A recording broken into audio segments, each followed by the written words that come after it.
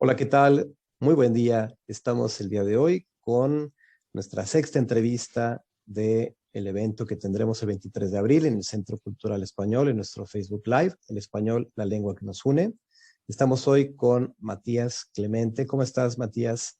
Qué gusto tenerte. Hola, ¿qué tal? Muy bien, muy bien. Una alegría inmensa poder hablar con vosotros para el Centro Español de Turín, al cual agradezco muchísimo la invitación a participar en esta experiencia tan provechosa y particularmente a ti, Giorgio, por el trabajo que estás haciendo. Lo valoro muchísimo y además también te muestro mi admiración porque, en fin, sois muchos los que estáis de alguna forma surfeando, digamos, todo este aquelarre que estamos viviendo a través de los medios. Entonces, vaya por delante, como digo, mi gratitud y mi admiración y sobre todo también poder trabajar, en este caso, estas entrevistas con compañeros y compañeras, escritores y escritoras de diferentes puntos o habitando diferentes territorios. Muchas gracias a ti, Matías, por tus palabras y también, sobre todo, por habernos regalado tiempo y disposición para poder hacer posible estas conversaciones que yo cada vez estoy más contento de poder ser el medio que generen estos espacios, ¿no? Entonces, yo estoy muy contento también, muy agradecido con todos, contigo ahora lo digo, pero con todos. Muchas gracias por tus palabras. Y para todos los que nos siguen, voy a dar rápidamente contexto sobre la obra de la que vamos a hablar hoy, que es Dreno. Es este poemario de Matías Clemente, que tiene estas peculiaridades de las que ahora tendremos una pequeña probada. Entonces, Dreno es un libro escrito en prosa, pero que es un libro de poesía, es una serie de poemas en prosa, que algunos ratos tienen ciertos tintes narrativos, hay algunas pequeñas historias que atravesan ciertos poemas, y que tiene dos cosas muy peculiares a nivel formal y que le dan unidad a todo el libro. La primera es que el título, que es Dreno, viene tanto del verbo drenar, y que es lo que ocurre todo el tiempo en el libro, que es que uno está acostumbrado a ver el título y luego el texto. Y lo que pasa en Dreno es que lo que sucede es que de todo un texto, todo un poema, al final se drena una palabra, ¿no? Es decir, es justo este gesto como de extracción, ¿no? Y eso es por un lado. Y por otro lado, que también Dreno es un anagrama de orden y que justo también se palpa todo el tiempo en un libro que por lo demás es un texto muy misceláneo que aborda muchas experiencias, muchas anotaciones, que a ratos tiene un poco el sabor, en el mejor sentido de la palabra, de un registro como de diario, de como esta cosa de experiencia vital, ¿no? Y de eso vamos a hablar el día de hoy, de Dreno. Y para entrar directamente en materia, precisamente quería conversar con Matías sobre esta peculiaridad que tiene, siendo un libro que trabaja tanto con la lengua, y habíamos conversado con Matías antes de la entrevista, al elegir la obra que trataríamos, pues que nuestro evento se centra, ¿no? Concretamente en la riqueza, en las variaciones regionales que tiene la lengua. Y yo le decía a Matías que me llamaba mucho la atención que a nivel léxico es un libro que es muy prístino, muy transparente, y que tiene pocas, voy a decir así, expresiones que son muy entre comillas, porque esto de lo local es, lo bonito es que se vuelve eh, universal en cierto modo. Tiene pocas expresiones que tienen este marcado calor local, ¿no? Y queríamos conversar con Matías sobre este punto. Sí, Giorgio, haces una lectura, la verdad es que bastante profunda del libro y además has captado muy bien pues esas pequeñas llamadas de atención que hay al lector, ¿no? Pues con el título, como decías, con este anagrama. También precisamente con la forma, esto que hablabas de drenar, en la que digamos que el poema al final iba a terminar en el título, ¿no? En una palabrita o a veces un sintagma. Y con lo del lenguaje también aciertas bastante. He de decir también que no parte de algo voluntario. Es decir, en este caso, pues mi experiencia, porque yo, desde luego, vaya por delante, que cuando hablo de la experiencia de la escritura, pues hablo desde un punto de vista muy personal. en este mundo de la literatura yo lo que tengo sobre todo es muchas, ¿cómo decir? Muchas sugerencias, tengo algunas ideas, pero ideas muy propias. Certezas no tengo ninguna. Y Claro. además me alegro de no tener certezas, porque significaría que no voy a investigar más en este sentido. Con lo cual, cualquier cosa que yo pueda o cualquier aportación que pueda hacer sobre el lenguaje poético es algo bastante personal. En este caso, pues como tú bien dices, yo también he podido ver después con la lectura, con las lecturas que he podido hacer después con el libro, lecturas públicas o, en fin, lecturas con amigos, pues sí he visto esta, digamos, esta cotidianidad del lenguaje, ¿no? Es un lenguaje que no, como tú bien has dicho, no contempla demasiados localismos, no tiene regionalismos, no hay ningún tipo de dialecto, no hay sociolecto. Y yo mismo me he preguntado por ello, ¿vale? No Ujú. creo en este caso que exista un lenguaje neutro en la poesía. Entiendo lo que quieres decir cuando hablas de esa neutralidad, te comprendo perfectamente. Si bien sabes perfectamente que el lenguaje poético, si algo tiene, es la capacidad de desautomatizar el lenguaje que nosotros hablamos. Claro. Entonces, en el momento en el que un poeta pues, recurre a esa región donde está su poesía, se encuentra pues, con un acervo poético que normalmente es muy personal. Al final los poetas repiten muchas palabras a lo largo de toda su carrera. Seguramente, pues si cogemos varias obras de un mismo poeta, pues encontraremos siempre pues esas palabras, ese lenguaje que se va repitiendo como obsesiones que son. Entonces, decía, en esa región donde el lenguaje pierde la objetividad, Ujú. las palabras ya forman parte de uno mismo, con lo cual pasan a ser un lenguaje muy subjetivo. A pesar de que el lenguaje de un poema sea neutro, por decirlo de algún modo, público, podríamos incluso decir, pues no deja de ser al final un lenguaje muy propio. Ha perdido toda esa característica de ser un lenguaje manoseado por la gente, sino que pasa a ser un lenguaje completamente desnudo, que el propio poeta pues al final viste, ¿no? Y es en lo que va a dar el poema. Y le da esa forma, digamos, comprensible, no entendible, que eso sería otra historia completamente diferente. Decía Auden, el poeta inglés, que el gran problema que existe entre el poeta y el público en general es que la herramienta con la que trabaja el poeta, pues al final es la herramienta que ha aprendido todo el mundo a partir de sus 2 años. Entonces ahí pues se produce un choque, una incomprensión e incluso una desconfianza hacia el género poético, porque claro, aquel que lee entiende cada palabra, pero no comprende ni entiende el poema, eso crea un choque muy fuerte entre el público general y el poeta. Entonces, como lenguaje, seguramente pues sea un lenguaje neutro, comprensible, como hablábamos también anteriormente, para todo el mundo vinculado a la lengua española, pero tiene ese componente subjetivo que lo hace formar parte de una obra poética. Entonces, es verdad que tiene este libro un lenguaje muy, muy neutro, por decirlo de alguna manera. ¿Por qué es la elección de este lenguaje? Pues yo me lo he planteado bastantes veces y seguramente he llegado a dos conclusiones. La primera de ellas tiene que ver con esta característica de extranjero, ¿vale? El libro prácticamente se escribe, la mayor parte del libro se escribe viviendo en Italia. Yo pasé Ujú. 6 años de mi vida en Turín, precisamente, siendo profesor de español. Y de alguna forma yo me di cuenta de que tuve que adaptar mi propio lenguaje hacia un lenguaje perfectamente comprensible. Es decir, tuve que eliminar de forma drástica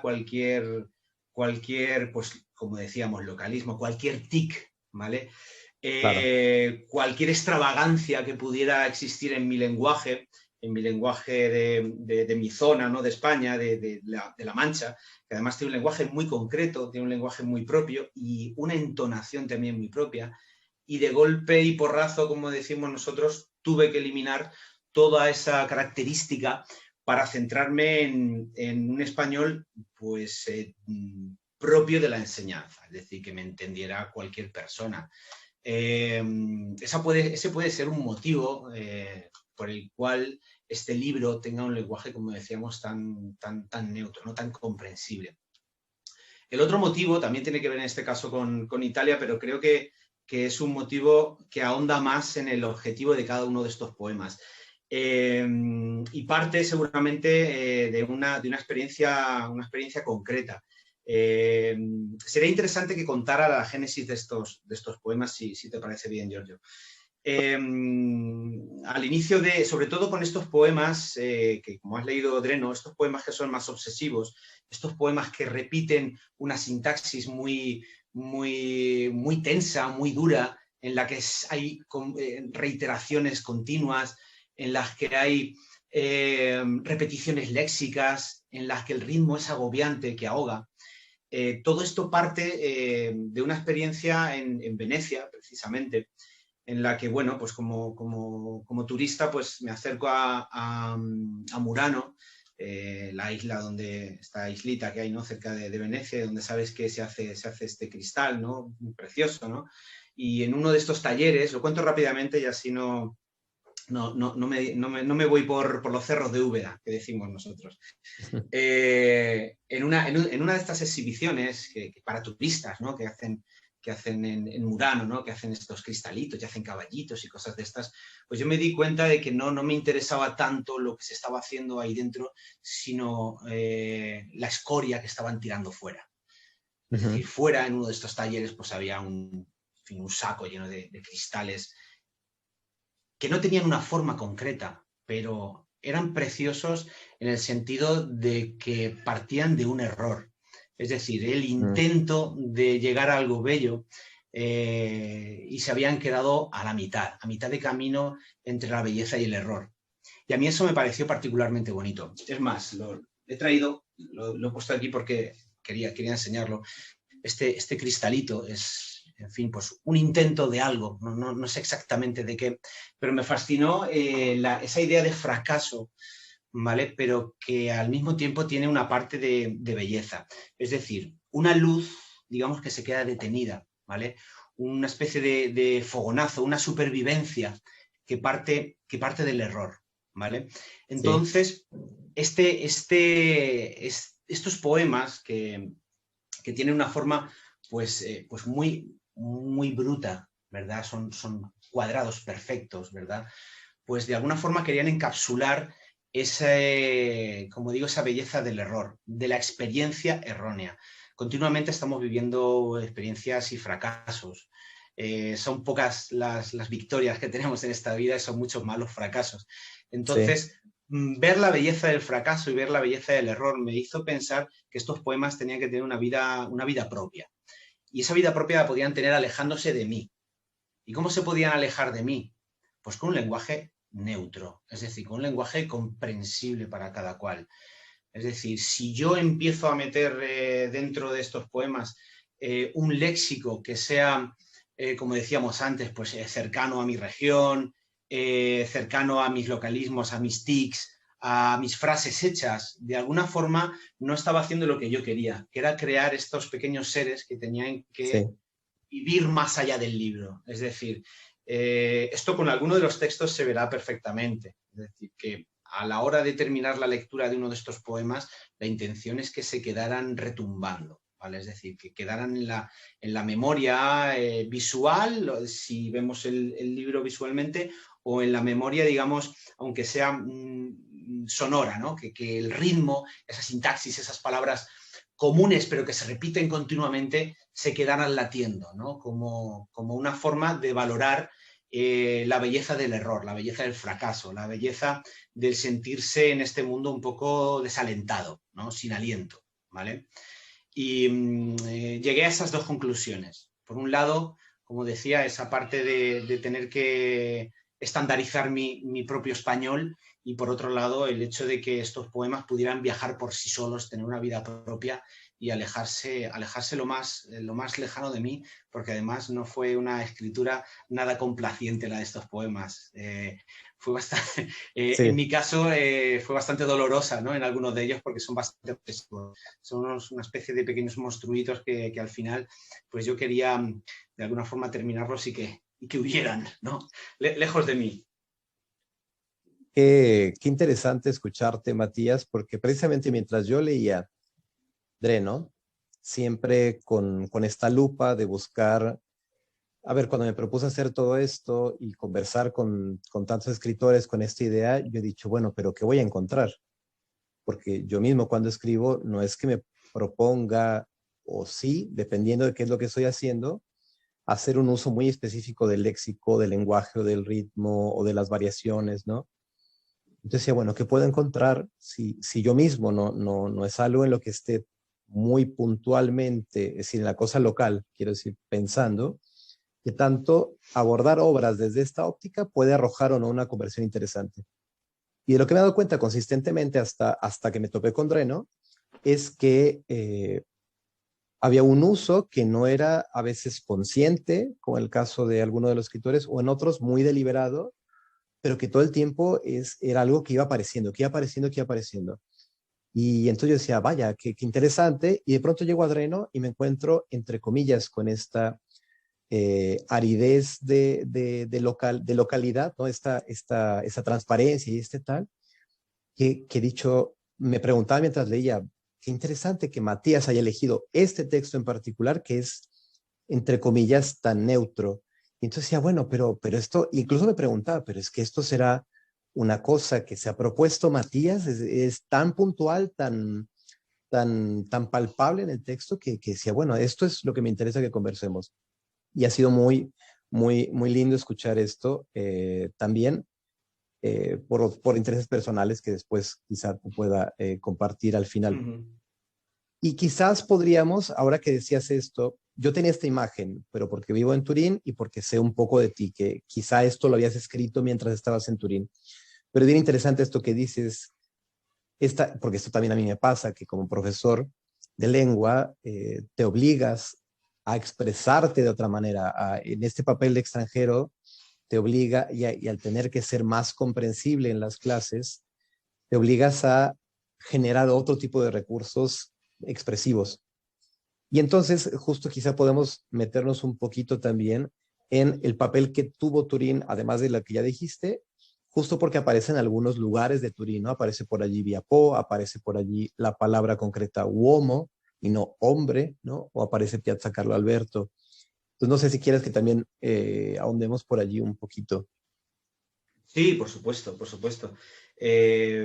Está dentro del libro y es un pilar fundamental mi experiencia precisamente en Italia para concebirlo. Eh,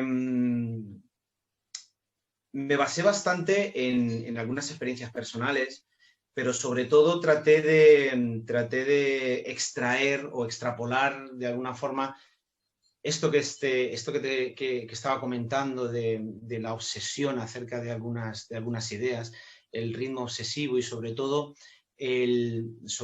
digamos, el personaje poético que se crea en este libro, que es un personaje bastante sobrio, ¿vale? Uh -huh, uh -huh.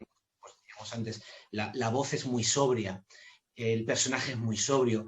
De alguna forma comparece atónito a todas las experiencias que tiene delante. No llega a tocar las experiencias, sino que es como un simple observador, ¿no? de todo lo que va viendo. En Uh estos -huh. poemas incluso más narrativos también es Sí, prácticamente un simple observador, pero es un observador que al final está metido en una pequeña burbuja.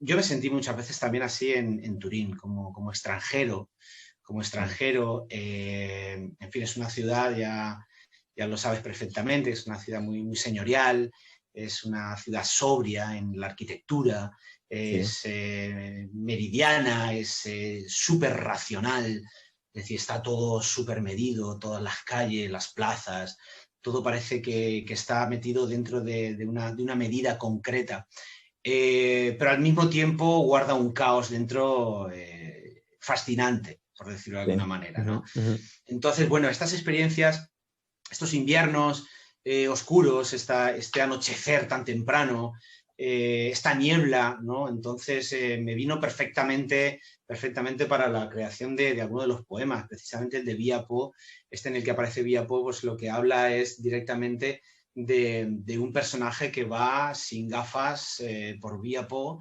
y parte de una anécdota real. Es decir, llegó un momento en el que yo, que llevo lentillas, pues perdí las lentillas, se me rompieron las gafas, y me acostumbré una semana a ir por Turín prácticamente sin ver.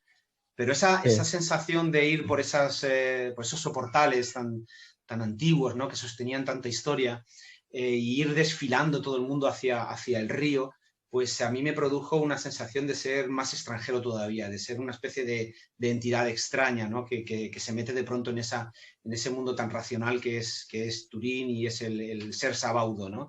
Ujú. Entonces, en el caso, por ejemplo, de Vía Carlo Alberto, pues también hay otra idea que me pareció también muy, muy interesante. Yo vivía en Vía Carlo Alberto, justo a mitad entre donde Cesare Pavés pues acababa con su vida, por un lado, y al otro lado pues me encontraba con el lugar donde Friedrich Nietzsche se volvía completamente loco, ¿no? Abrazando al caballo en Piazza Carlo Ujú. Alberto. Entonces vivía justo en medio del suicidio y de la locura, ¿no? Entonces me parecía todo una cosmogonía muy, muy brutal, ¿no? Que de alguna forma tenía que plasmar en estos poemas. Entonces hay muchísimas referencias. De hecho, a la hora de escribir también tuve que evitar el hecho de que se metieran por medio algunas palabras, como decías, de uomo, en este caso, pues es uno de los títulos de un poema, pero había expresiones incluso que se me colaban. Mm. Y hay experiencias también propias. Uno de los textos que voy a leer precisamente, que se llama Ballena Blanca, pues parte de una Mm. anécdota en la posta, ¿no? En la oficina de correos, que decimos nosotros, una de las postas, unas oficinas de la posta de Turín. Y, y sí, claro, es un punto fundamental también la literatura italiana, es decir, Ungaretti, Antonia Pozzi, que la menciono también, Antonia Pozzi, que también al Claro. final pues acaba siendo una poeta suicida. En fin, hay mucho de Italia, hay mucho de Turín y hay mucho de interferencia en la lengua. Uh-huh. Pues yo creo que con esto ya tenemos más que suficiente para tener muchas ganas de escuchar todo esto en un par Muy de bien. ejemplos que podamos precisamente pues leer, no, porque los vas a leer tú, pero sí escuchar y quedarnos con este ritmo tan particular del que has estado hablando. Adelante, Matías. Estupendo. Vale, pues este poema es Ballena Blanca y como decía hace un momento, pues parte de una anécdota en la que voy a una oficina de la posta a mandar una postal a un amigo, y resulta pues que tengo una pequeña conversación con el señor, ¿no? Que estaba allí poniendo los sellos, ¿verdad? Y dice así el poema. El operario de correos estaba sellando todas las cartas y las postales de toda la gente, con una sensible contradicción de ánimo, semejante a la de una ballena blanca. Le ofrecí entonces mi postal, en la que un viejo cinquecento esperaba ser abandonado en un alto, y la miró con el mismo sometimiento con el que mira una ballena blanca. Se detuvo unos instantes a mirar el cielo detrás del coche y la tierra debajo del coche, y miró después sin más el coche, con la predilección del que ve por primera vez una ballena blanca. Dio la vuelta a la postal y vio a dónde iba dirigida. Entonces se perdió completamente en un mar remoto, como se perdería una ballena blanca ante un lucernario, en un barco abandonado. Dijo con voz de batiscafo el nombre de la ciudad, que quedaba a unos 2000 kilómetros tierra adentro de su puesto y de sus ojos. Yo lo repetí, y como una ballena blanca que da un golpe con su cola sobre el agua, le puso un sello y dijo: allí fui yo hace 30 años, con un coche como este. Y entonces yo fui durante unos días, un polizón metido en la boca de una ballena blanca. Bien, y el otro poema que tenía pendiente leer es Tirar, que además es un poema al que hacías mención también en la otra conversación, por la expresión precisamente de tirar para adelante. Tirar para adelante es pues como andare avanti, ¿no? Es decir, superar las cosas, ¿no? Tirar hacia adelante es superar las cosas, ¿no? Entonces dice así: tirar para adelante no es ir más rápido, me falta tanto motor. Tirar no es llegar antes, siempre hay alguien esperando con la cara colmo de sudor, con la respiración trémulo, sonrisa, con los ojos síncope y acento. Tirar no es agarrarse a una cuerda que te aleje del miedo y de la insana manía de contar hacia atrás los problemas con los dedos. Tirar para adelante es saber que a los lados hay tanta nada como odio a la nada, y que no cabe nada de tanta ausencia que se acumula, y que todo y nada saben tanto a resto como tú y yo sabemos aparte. Tirar es quitarse toda la ropa, mirarse las manos, detenerse, mirarse de nuevo las manos a pesar de que el frío las azote y las convierta en un movimiento de campana. Tirar es mirarse desde la punta de los pies hasta lo más alto de la cabeza y besarse lento las yemas. Notar cómo a cada momento los labios se curten más y más, aunque no haya pasado ni un segundo, porque es igual. Tirar para adelante es saber que se curte la piel y besarse lo curtido, y dejar que te besen la piel seca, y las manos secas, y las yemas secas, y las cuerdas rotas. Tirar para adelante es tal vez estarse quieto, y asegurarse de que no nos falte saliva. Tirar para adelante es no necesitar más saliva que la que pueda producir a rastras tu propia boca. Y en fin. Muy bien, muchas gracias, Matías. Seguramente nos vamos a quedar un rato con esta ballena blanca y tirar para adelante como un eco que nos va a acompañar y que esperemos que regrese justo el 23 de abril en esta conversación que tendremos con los demás escritores, escritoras que tendrán cita en el Facebook Live del Centro Cultural Español a las 18 horas y donde tendremos más oportunidad de seguir conversando. Matías, muchísimas gracias por el tiempo y por la entrevista, por la conversación. A vosotros, y espero veros pronto, el día 23, a todos los que tengáis el gusto de acompañarnos aquí desde México, desde Múnich, desde todos estos lugares que habéis enlazado. Perfecto, ahí estaremos.